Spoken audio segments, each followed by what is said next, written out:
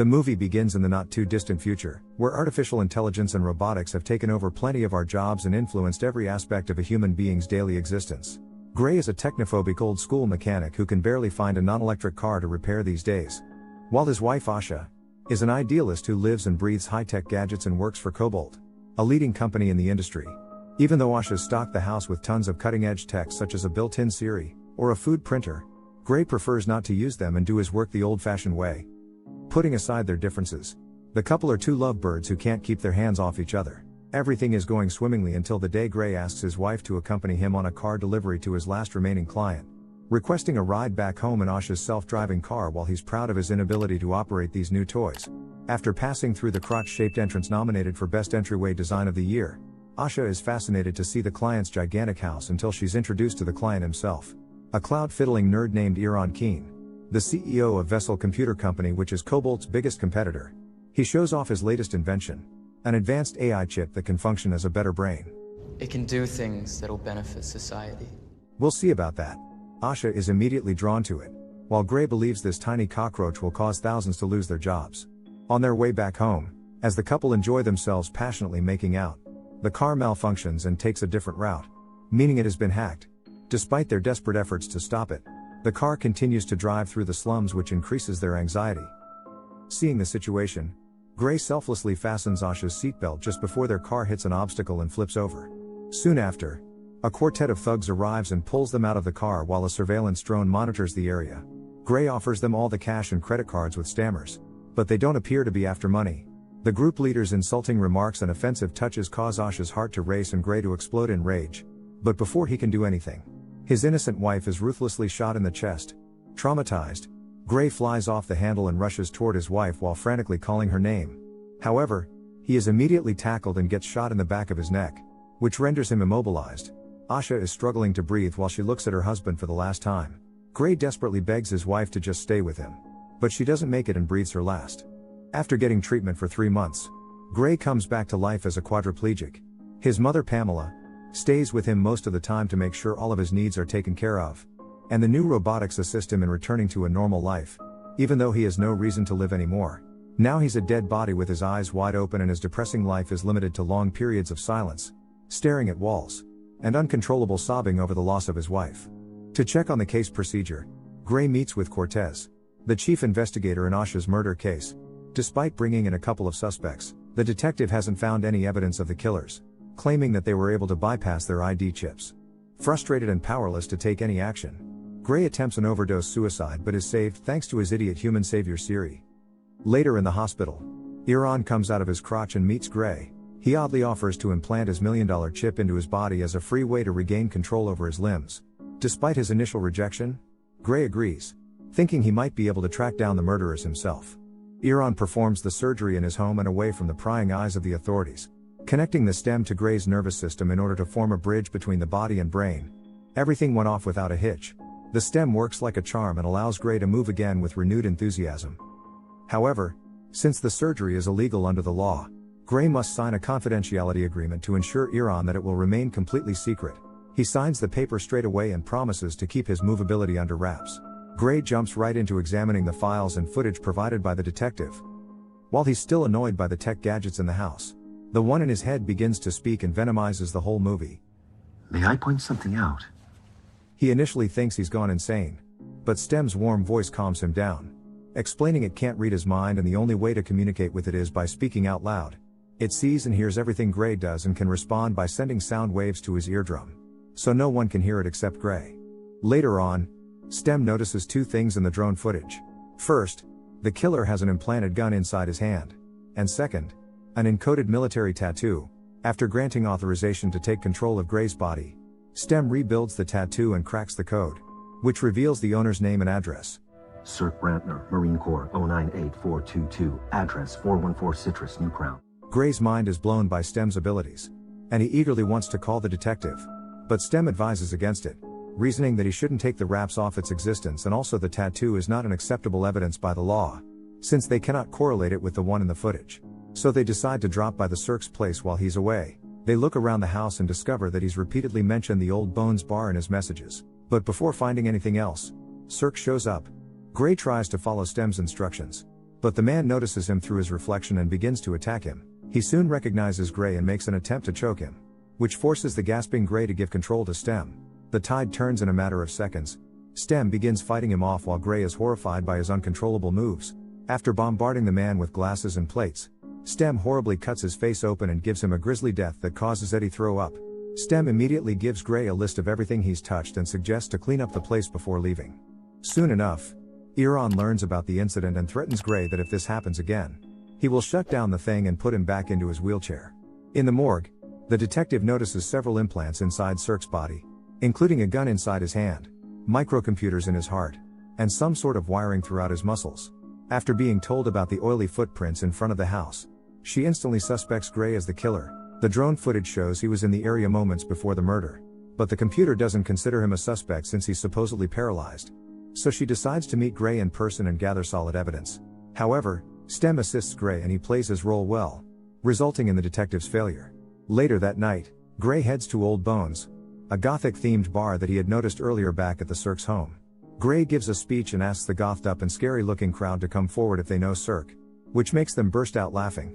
Among them a black man named Tolan, one of the thugs from Asha's murder night, stands up and begins mocking Gray.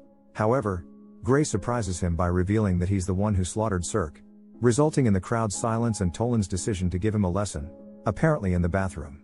Tolan is still looking down on the ladder and pulls a knife on him, while Gray notices the implanted gun inside his hand and asks him to only admit that he was there the night of Asha's murder. Tolan sneers and arrogantly does it, and this is enough for Gray to buckle up and put Stem back in the driver's seat for another wild ride. The incredible Stem smacks everyone down before they have a chance to flinch, making the overconfident Gray look quite unbeatable. It ultimately finishes its job by mutilating Tolan's face, which makes him talk and lay the blame on somebody named Fisk before bleeding to death. They then find a computer chip sticking out of his flesh branded with Cobalt, the name of the company Asha worked for. Then Stem breaks the news that Iran has found out about their activities and is attempting to shut it down. In order to avoid this, it advises he meet a hacker it found online in a nearby building. After grabbing a pistol, Gray makes his way to the location. As they move along, Stem dictates a code to Gray that could block Iran. On the other hand, Iran is gradually shutting down Stem part by part, but eventually Gray manages to crawl himself to the hacker, Jamie, a preferred not to say gender computer geek. Gray shows the cache and asks to remove Iran's access to Stem's operating system.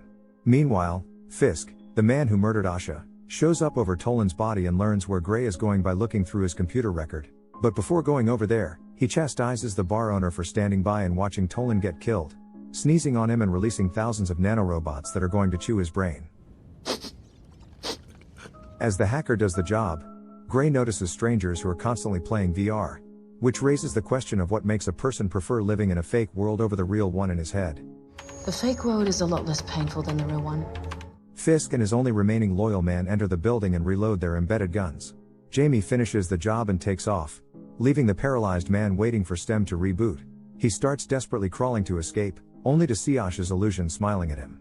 Fisk and his guy burst in while Gray is immersed in his dream, but before they can hurt him, Stem reboots and takes over again, punches Fisk and chooses the acrobatic way to get themselves out of there. Fisk stays and uses his enhanced vision to slaughter Iran's men who are on the hunt for Gray, while his man chases Gray to the rooftops. After being swiftly defeated, his brain is horribly blown apart by Stem. Now Gray is horrified by the bloodbath that Stem caused, even though he hasn't gotten even with Asha's real murderer. Then we see Iran, who is extremely concerned as he's lost connection with Stem. As Gray returns home in a mess, his mother is startled to see him walking again. Here he is induced into telling Pamela everything about the surgery, but he doesn't open up about the murders. While taking a nap, Gray dreams about Asha again but soon wakes up. Detective Cortez arrives shortly after, accusing Gray of being involved in Tolan's murder after pointing out his wheelchair near the crime scene. Gray begins repeating after Stem that he wanted to help, and that's why he followed someone there, but this does not convince the latter, and she leaves after planting a bug in Gray's coat. Following that, Gray panics and wants to put an end to these murders, but Stem disagrees and stops functioning, teaching him he's still completely paralyzed. It even goes further and points out that the hacker's codes made it autonomous, and it doesn't need Gray's permission to work anymore. As a result, Stem seizes Gray's body and goes off to Fisk while Pamela begs her son to stay, unaware that he's no longer in command. The detective has been waiting outside the whole time, listening in on Gray and trying to figure out if he's on the phone or something. As soon as Gray leaves the house, she begins chasing after him. Soon Gary notices the bug, and naturally Stem notices Detective Cortez following them. Gary sets off on a high-speed chase, But the detective doesn't give up that easily. So, Stem hacks an autonomous car and stops the detective by ramming it into her vehicle. Surprisingly, the detective survives the incident and rushes over to Pamela, asking her anything she knows. Meanwhile, Gray surprises Fisk at his home, painting a picture with words and telling a story about his grudge while pointing a gun at him. However, Fisk makes it clear that he's not impressed at all. He considers himself and his upgraded race to be superior, and invites Gray to join them. While Gray doesn't care and just wants to know why Cobalt wanted Asha killed, Fisk replies that Cobalt had nothing to do with it, revealing that the job was to only sever his spinal cord, and that killing Asha was for a little more money. Upon hearing this, Gray loses control and begins shooting the latter, but Fisk manages to easily dodge all the bullets. Stem uses whatever power it has to defeat him, but Fisk anticipates its every move. The fierce battle between them goes on until Fisk gains the upper hand and points his embedded gun at him. Here Gray realizes from Fisk's last name that the man he initially slaughtered was his brother, and he stirs up his emotions by explaining how he brutally killed him, which gives Stem the opportunity to turn the situation around and kill Fisk by sticking a shard of glass in his head. Gray checks his phone and discovers that Iran was his last call. Confirming that he's responsible for Asha's murder, he storms up to Iran and confronts him about the matter, but he anxiously denies any involvement in the murder. The detective soon shows up and surprises Gray. Despite Iran's warning and being totally unaware of the chip, she tries to arrest him, but Stem catches her off guard. Gray tries to fight with Stem in his mind, and despite its warning that doing so will cause brain damage, he ends up stabbing himself. Despite having a knife stabbed into his hand, Stem shows a strong willingness to kill the detective. The woman does what Gray says and stops him with a taser, which causes Stem to glitch out. Iran blows Gary's mind by introducing Stem as the real mind of the vessel, and revealing the fact that all the events leading up to Asha's murder were part of his plan to become a human. Now it turns out that when he visited Gray back in the hospital, he was being led by the chip. Finally, Iran says that Stem wants to kill him in order to prevent the creation of another Stem, as he is the only one capable of doing so. Gray is stunned and begins to reflect on the events that have led him up to this point. Suddenly, Stem broadcasts itself over the house speakers and uses Iran's distraction to brutally kill him. It then goes to the detective to finish her off. But Gray fights it and attempts suicide, only to wake up in the hospital as a completely healthy person with no Stem and the totally alive Asha right beside him. But soon it turns out his mind has been damaged. Stem has taken over and put him into a deep sleep, living in his favorite dream. By killing the detective, Stem succeeds in its mission and fulfills its desire to become a human. It keeps moving towards its next targets in the real world, while Gray is happily dreaming pain-free in his fake one. Now Gray should have a better answer to the question he posed earlier. What would make someone want to live in a fake world? Let me know what you think about it. Thanks for watching. Make sure to subscribe for more contents like this.